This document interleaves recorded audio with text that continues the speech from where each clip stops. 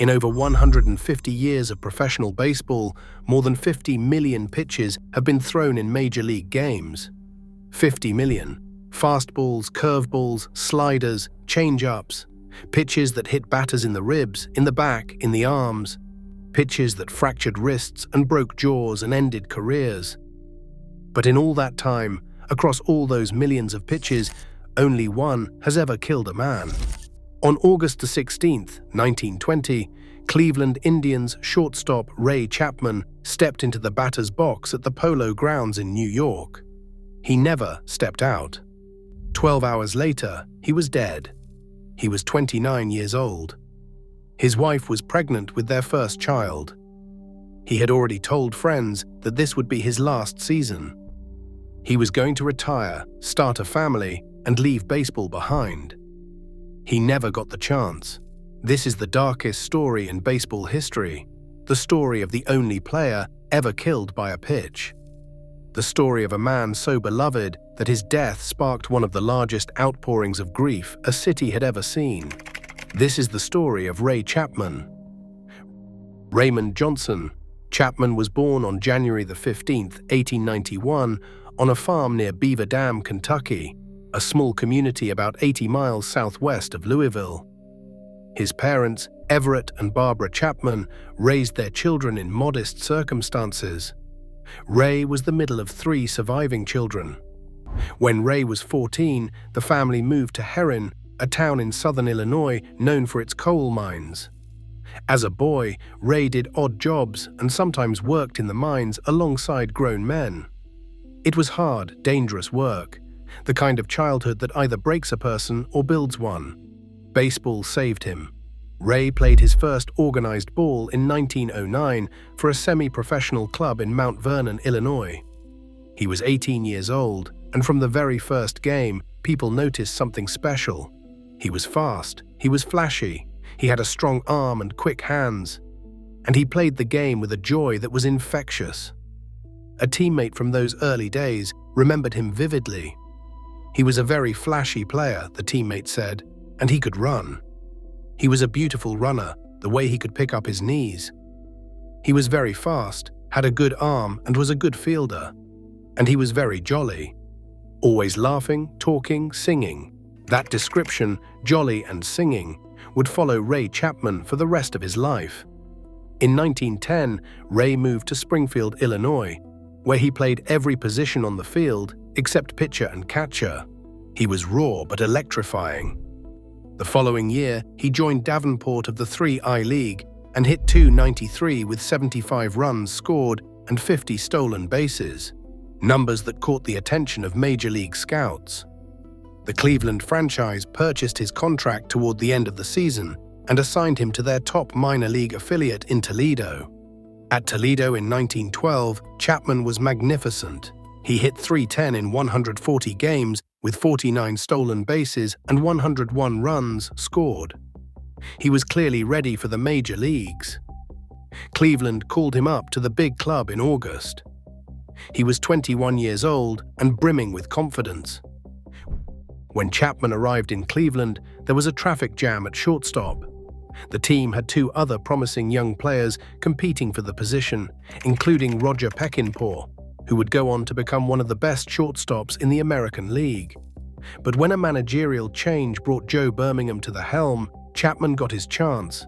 He seized it immediately, hitting .312 in 31 games. The team won 22 of those 31 contests. The job was his. Chapman spent his entire major league career with Cleveland, 9 seasons from 1912 through 1920. He was not a power hitter. He hit just 17 home runs in his entire career. But he was one of the most complete players in the game, the kind of player who beat you in a dozen different ways. He could bunt better than almost anyone who ever played. He was a master of the sacrifice, leading the American League in sacrifice hits 3 times. In 1917, he laid down 67 sacrifice bunts.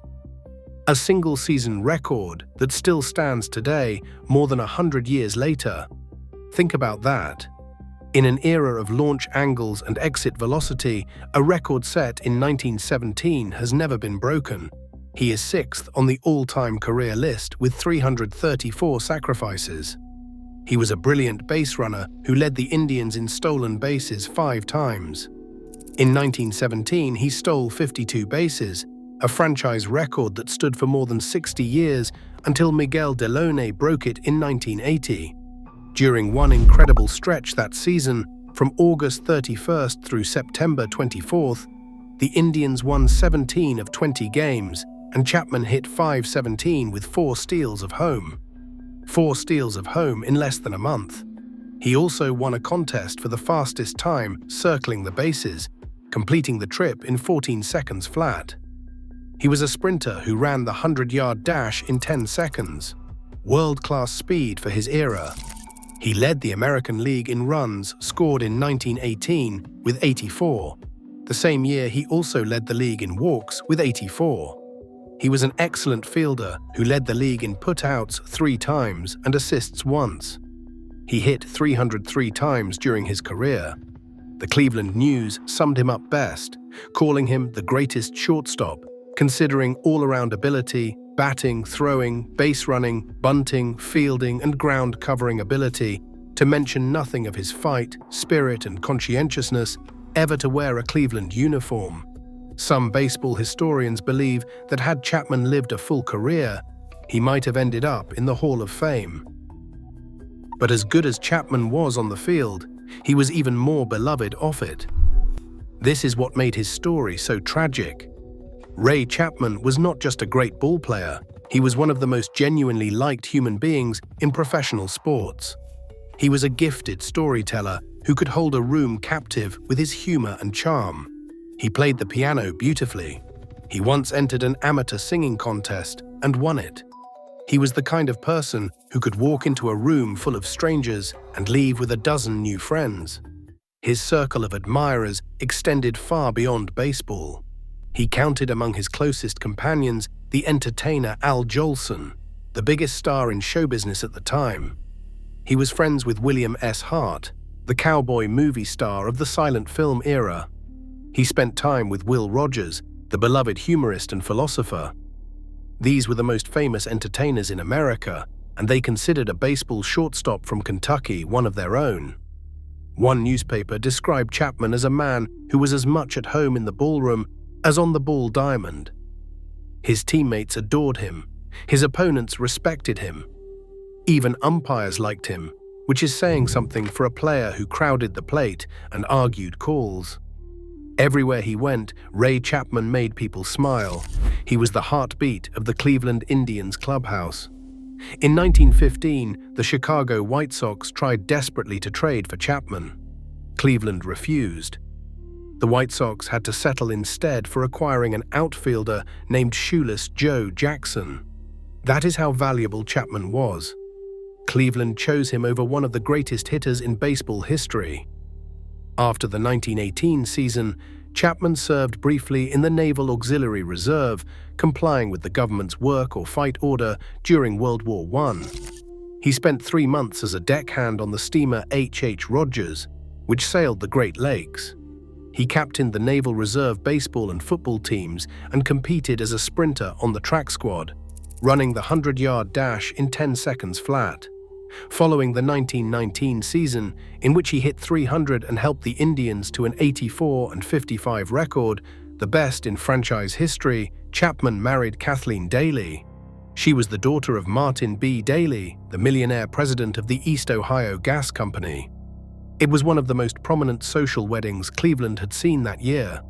Chapman's best friend and Cleveland manager Tris Speaker served as best man.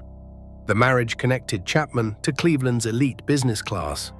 He was already thinking about life after baseball. He had taken a position as secretary-treasurer at Pioneer Alloys, a company connected to his father-in-law's business network. The job was waiting for him whenever he was ready to hang up his cleats. Chapman told several people during the spring of 1920 that this would be his final season. He was 29 years old. He and Kathleen wanted to start a family. The couple had their whole lives planned out. One more season, one more run at the pennant, and then a new chapter. "I want to bring Dunn and Cleveland the first pennant the city has ever had," He was quoted as saying, "Then I will talk about quitting, but I want to help bring that championship here first." The 1920 season was one of the most exciting in baseball history. 3 teams were locked in a fierce pennant race that would go down to the final weeks. The Cleveland Indians, the Chicago White Sox, and the surging New York Yankees, powered by the unprecedented slugging of Babe Ruth, who had just been acquired from the Boston Red Sox, were all within a few games of each other. Ruth was rewriting the record books. He would hit 54 home runs that season, shattering his own record of 29 from the year before. No team had ever hit that many home runs in a single season, let alone one player. The Yankees were electrifying crowds across the American League, and the Polo Grounds was packed every time they played. But the White Sox were dangerous too, even though rumors had already begun to surface that several of their players had intentionally lost the 1919 World Series to the Cincinnati Reds. The full scope of the Black Sox scandal would not be revealed until late September, but the whispers were already circulating. And then there was Cleveland, a franchise that had never won a pennant. The Indians were led by Tris Speaker, the player-manager who was one of the greatest center fielders in baseball history, and by Ray Chapman, who was having one of the best seasons of his career. Chapman was hitting .304 with 97 runs scored, 52 walks, 27 doubles, and 49 runs batted in. The Indians held a slim lead in the standings. Everything Chapman had wanted, the pennant he had promised to help win before retiring, was within reach. On Monday, August 16, 1920, the Indians traveled to New York for a game against the Yankees at the Polo Grounds. It was a dark, gloomy day. Rain had fallen throughout the morning. As the game progressed, fog settled over the field, making it increasingly difficult for batters to pick up the ball. The Yankees' starting pitcher was Carl Mays, a right-hander with one of the most unusual deliveries in baseball. Mays threw with an extreme submarine motion, releasing the ball from so low that he sometimes scraped his knuckles on the ground during his follow-through. Baseball magazine had described him as looking like a cross between an octopus and a bowler. His pitches came from a bizarre, almost subterranean angle that hitters found extremely difficult to read. The ball seemed to rise out of the dirt. Mays was also a spitball pitcher, which was legal at the time. His catcher, Muddy Ruel, said the pitches took remarkable shoots, jumps, and twists. Another player said hitting his fastball was like hitting a chunk of lead. He threw what was called a heavy ball, a pitch that sank and felt like it could go through your glove. Beyond his unusual delivery, Mays was known for 2 things. First, he was deeply unpopular, a surly, combative man who berated his own fielders for making errors, alienated teammates, and antagonized opponents. He had already walked out on the Boston Red Sox the previous year in a contract dispute, forcing a trade to the Yankees that caused a civil war within the American League front offices. Second, he had a reputation for pitching batters inside. He hit more batters than most pitchers of his era. Whether he did it intentionally was a matter of constant debate, but the reputation followed him everywhere. "I have been told I lack tact," Mays once said, which is probably true, but that is no crime. Chapman led off the 5th inning with Cleveland ahead 3-0. He had gone hitless in his first at bat. The count went to 1 ball and 1 strike. Chapman crowded the plate, as he always did. It was part of his approach. He hunched over home plate, ready to push the ball down the first baseline or drop a bunt. He always popped back when the ball was thrown inside. It was a dangerous style, but Chapman had been doing it for 9 years without serious incident. Mays looked in from the mound. He noticed Chapman shifting his back foot, possibly setting up for a drag bunt. Mays released a fastball, high and targeting the inside corner. The ball was almost certainly dirty. American League President Ban Johnson had issued a directive ordering umpires to keep balls in play as long as possible to reduce expenses. Teams were complaining about rising costs, and new baseballs were expensive, so umpires kept the same ball in the game inning after inning. Pitchers rubbed spit, dirt, tobacco juice, and even shaving cream onto the surface. By the later innings, the bright white ball that started the game was often brown, lopsided, and soft. On a gloomy afternoon, with fog settling over the Polo Grounds, a discolored baseball thrown from Carl Mays' submarine angle would have been nearly impossible to see. Chapman did not move.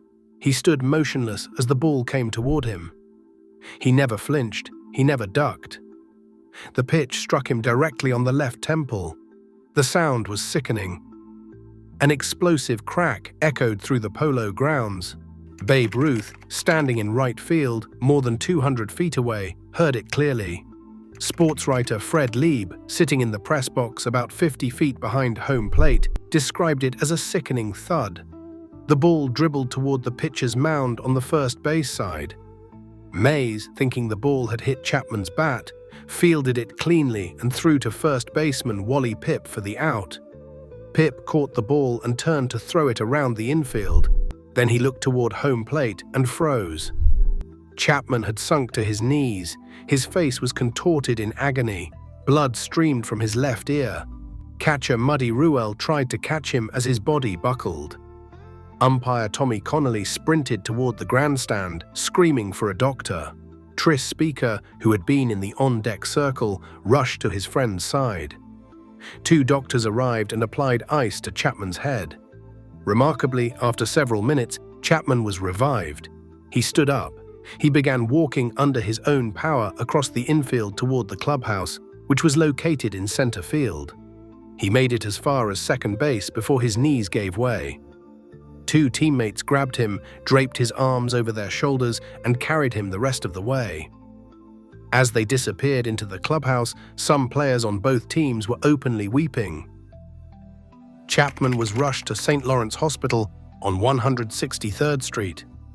The situation was immediately dire. Doctors made a 3-inch incision in the base of his skull, operating on the authority of Tris Speaker, since Kathleen was hundreds of miles away in Cleveland. They found a ruptured lateral sinus and massive amounts of clotted blood. The impact had fractured his skull so severely that the brain was lacerated on both sides, not just where the ball struck on the left side, but also on the right side, where the force of the blow had slammed the brain against the inside of the skull. Doctors removed a piece of the fractured skull. Chapman rallied briefly. There was a moment when it seemed like he might pull through. He regained consciousness and tried to speak. But at 4:40 in the morning, on August 17, 1920, Raymond Johnson Chapman died. He was 29 years old. His wife Kathleen had been summoned from Cleveland immediately after the incident. She boarded a train and traveled through the night, not knowing whether her husband was alive or dead. She arrived in New York at 10 o'clock that morning, 5.5 hours after her husband drew his last breath. When she was told the news, she collapsed. The game had continued after Chapman was carried off the field. Cleveland won 4-3. When the final out was recorded, the Indians players had no idea that their shortstop, their friend, the man who told stories and played the piano and made everyone laugh, was dying in a hospital a few miles away. The news of Chapman's death spread across the country like wildfire. In Cleveland, the reaction was devastating. Newspapers called it one of the largest spontaneous outpourings of grief in the city's history. Chapman had been more than a ball player to Cleveland. He was the city's favorite son, the man who brought joy to a working-class town that did not have much to celebrate. Chapman's body was accompanied back to Cleveland by Kathleen Tris Speaker and teammate Joe Wood. A large crowd of mourners gathered at Grand Central Station in New York to see them off. The funeral was held on August 20th at St. John's Cathedral in Cleveland. It was the largest funeral the city had seen in years. 34 priests participated in the service. Baseball dignitaries from across the country attended. Over 20,000 people donated money for a memorial plaque. Mourning fans purchased more than 20,000 blossoms, which were woven into a massive blanket and placed on his grave. Flags across Cleveland flew at half-staff. Businesses closed their doors. The city came to a standstill to mourn a 29-year-old shortstop. Tris Speaker, Chapman's best friend, and the man who had been standing just a few feet away in the on-deck circle when the pitch struck, was so overwhelmed by grief that he could not bring himself to attend the funeral. Neither could teammate Jack Graney. The 2 men closest to Chapman could not face saying goodbye. "We feel as if we did not care if we ever played baseball again," Graney said. "We cannot imagine playing without Chappie." The aftermath was complicated and painful for everyone involved. The Indians' game, scheduled for August 17th, was cancelled out of respect. When play resumed on August 18th, the demoralized Indians lost to the Yankees 4-3. They dropped 7 of their next 9 games. The joy had been drained from the clubhouse. Players walked around like ghosts. The Sporting News predicted the White Sox would win the pennant. The season appeared lost. Carl Mays was cleared of all wrongdoing. He told umpire Connolly that the ball had been a sailor, meaning a rough spot on its surface caused it to move further inside than he intended. Manager Miller Huggins took Mays to the nearest police station to file a report. No charges were filed, but the court of public opinion was not so forgiving. Players on the Boston, Washington, St. Louis, and Detroit rosters demanded that Mays be banned from baseball. Ty Cobb, never a man to hold his tongue, was among the loudest voices calling for his removal from the game. Several Indians players warned Mays never to show his face in Cleveland again. When the Yankees traveled to Cleveland in September, Huggins left Mays at home, fearing for his safety. Tris Speaker, to his credit, said the Cleveland players did not blame Mays for what happened. It was an accident, Speaker believed. A horrible, tragic accident on a dark day with a dirty ball and a batter who always crowded the plate. Mays never visited Chapman's family. He later said he was advised not to, but the decision made him look heartless. It was one more mark against a man who had never been good at making people like him. Mays finished the 1920 season with a record of 26 wins and 11 losses. The following year, he led the American League with 27 wins as the Yankees won their first pennant. He won 207 games over a 15-year career, a total that would normally merit serious Hall of Fame consideration. But none of it mattered. For the rest of his life and beyond, Carl Mays was defined by the pitch that killed Ray Chapman. There were also persistent rumors that Mays had been involved in fixing games during the 1921 and 1922 World Series. Yankees owner Colonel Houston reportedly told a sports writer that Yankee pitchers had thrown games, and when asked if Mays was one of them, Houston said yes. The allegations were never proven, but they added another layer of suspicion to a man who was already baseball's most reviled figure. Mays lost his life savings in the 1929 stock market crash. His wife later died of an eye infection, leaving him alone with 2 children. When he died in 1971, at the age of 79, the headline of his obituary read, "Carl Mays, Yankee whose pitch killed batter in 1920, is dead." 51 years later, that pitch was still the first line of his life story. "It is an episode which I shall always regret more than anything that has ever happened to me," Mays said. "And yet I can look into my own conscience and feel absolved of all personal guilt. I have long ceased to care what most people think about me." He was never elected to the Hall of Fame. The shadow of August 16, 1920, never lifted. Back in Cleveland, the Indians were left to pick up the pieces. But Speaker rallied his team. He returned to the lineup on August 22nd, barely able to hold a bat through his grief. He told his players that Chapman would have wanted them to win. That Chapman had stayed for one more season, specifically to help them win the pennant. To quit now would be to betray everything their friend had played for. The Indians called up a 21-year-old shortstop from the minor leagues named Joe Sewell to replace Chapman. Sewell had played just 92 minor league games. He had never played in the majors. He was being asked to fill the shoes of the most popular player in franchise history on a team in mourning, in the middle of the tightest pennant race in years. Sewell stepped into Chapman's spot and hit .289 over the final 22 games of the season. He played with a quiet steadiness that helped stabilize a clubhouse that had been shattered. He would go on to play 22 years in the major leagues, compile a career batting average of .312, and be inducted into the Hall of Fame. Joe Sewell became a legend, but he never forgot that his career began because Ray Chapman's ended. The Indians won 24 of their final 32 games. In late September, the Black Sox scandal exploded when 8 White Sox players were indicted for throwing the 1919 World Series. Chicago's season collapsed. The Indians clinched the American League pennant, their first in franchise history. The pennant Chapman had promised to help win. They defeated the Brooklyn Robins in the World Series 5-2. It was a bittersweet celebration. The players voted unanimously to award Kathleen Chapman a full World Series share. It was the last gift they could give to the man they had lost. Chapman's death changed baseball forever. The changes did not come all at once, but they came. The most immediate impact was on the baseballs themselves. Before Chapman's death, umpires were instructed to keep dirty, scuffed balls in play as long as possible to reduce costs. A single baseball might be used for an entire game, growing darker and more misshapen with every inning.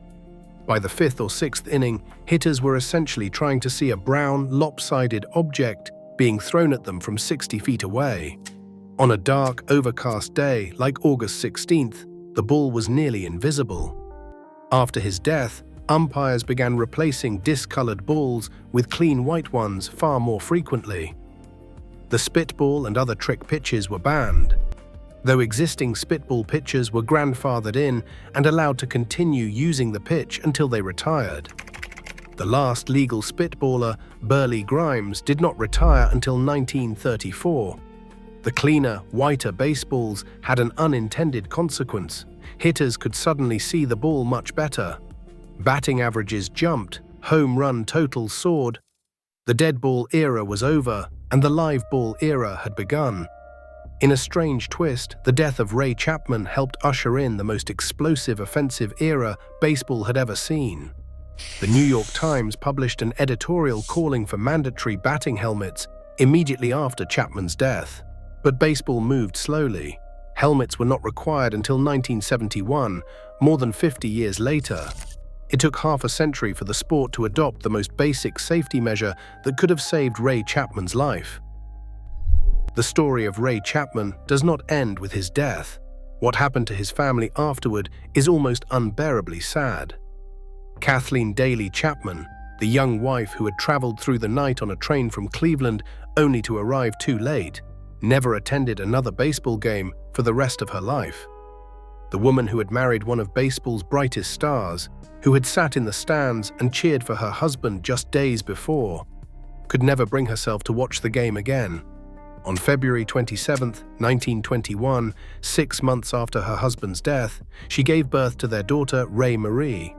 The child Ray Chapman had been so excited about, the family he had planned to retire for, the baby he never got to hold.